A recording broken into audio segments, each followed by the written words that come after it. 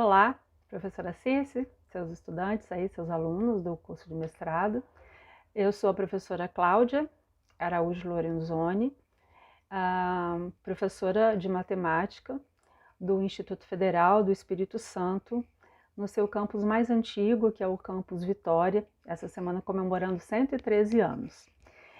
Eu, a pedido da Circe, vim falar um pouco da minha experiência com etnomatemática, que começou basicamente na minha época de doutorado, 2007, por aí.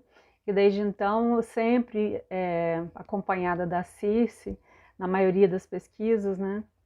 A gente vem desenvolvendo pesquisas e atividades na área de etnomatemática no campo da educação indígena.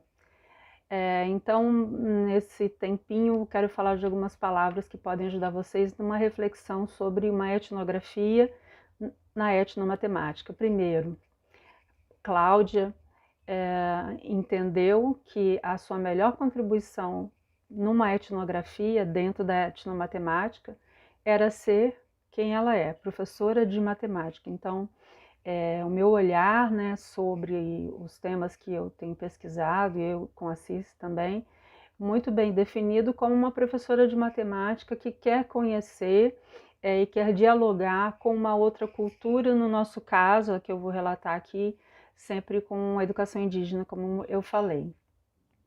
Eu anotei umas coisas aqui do tipo, se a gente fala que a gente está fazendo uma pesquisa etnográfica no campo da antropologia, isso demanda um tipo de metodologia e de tempo e de escrita específico daquela área. E como eu falei para vocês, o nosso recorte é dentro de uma etnomatemática.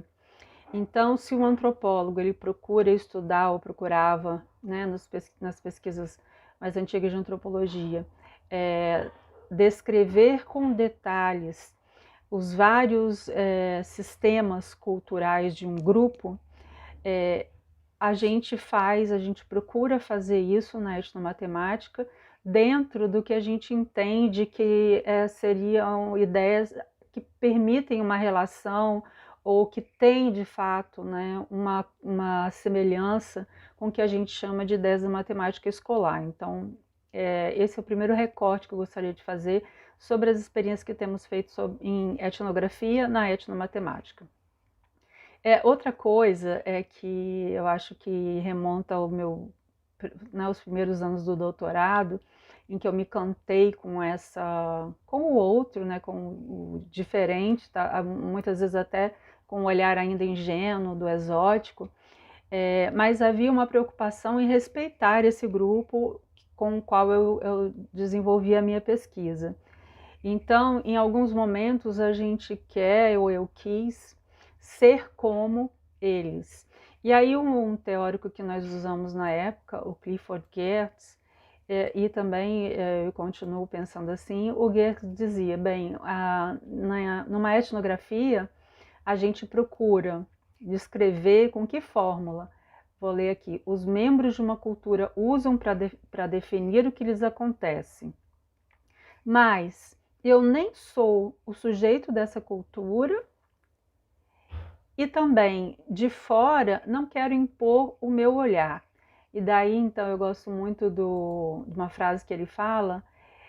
Então, quando a gente faz uma experiência de etnografia, eu não sou nem um nativo daquele grupo, o que seria o caso de fazer uma etnografia sobre bruxaria escrito por uma bruxa. E nem posso ser surda às tonalidades da sua existência.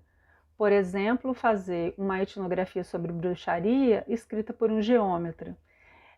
Então, a gente busca dentro dessa etnografia representar da melhor forma essa comunidade e tentando captar o que ela usa para se definir, para se descrever, mas a gente sabe que a gente nunca é o nativo, né? Então tem o olhar mesmo, que é o olhar do pesquisador, isso é ótimo, inclusive essa é a diferença.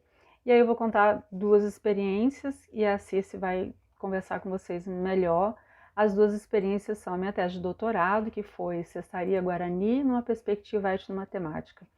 Nessa pesquisa, o pesquisador de campo era eu, como estudante, né? E a Circe, minha orientadora, nós éramos pesquisadoras estranhas àquela comunidade. Então, eu procurei toda essa ideia de procurar quais os sistemas simbólicos, né, de significados que fossem muito expressivos na cultura guarani, quando se falava da cestaria guarani. E aí, nesse sentido, algumas categorias surgiram que não eram previstas, né, numa pesquisa qualitativa. As categorias de análise ou as unidades de análise, elas estão sempre se construindo. E aí, primeiro, eu precisei entender ou dialogar ou interpretar o que era a educação, o processo de aprendizado e de ensino-aprendizagem também entre os Guarani. E eu aqui destaquei, então, 3 palavras que são silêncio, liberdade e autonomia. Então, no silêncio, vi muitas vezes artesãos mais velhos ou crianças usando a liberdade para criar, para acertar, para errar, até o ponto de ter uma autonomia, fazer decisões sobre o que quer sobre aquele cesto. Essas categorias, claro, falam sobre educação. E quando eu fui estudar a cestaria matemática propriamente, a cestaria guarani propriamente, do ponto de vista da etnomatemática, eu inicialmente esperaria formas, tamanhos, posições relativas, que foi o que primeiro eu vi. E quando eu fui descrever essa cestaria, eu vi que, para além desses aspectos técnicos ou externos, tinham outros elementos que precisavam de ser considerados, especialmente as narrativas com relação a essa cestaria, mas também o uso de cores, como que a técnica de trançado identificava um cesto como guarani ou não, matéria-prima e outros elementos. E a última experiência, para terminar, é a experiência que a gente vem desenvolvendo agora sobre jogos, brincadeiras e experiências em matemática com os Guarani Tupiniquim.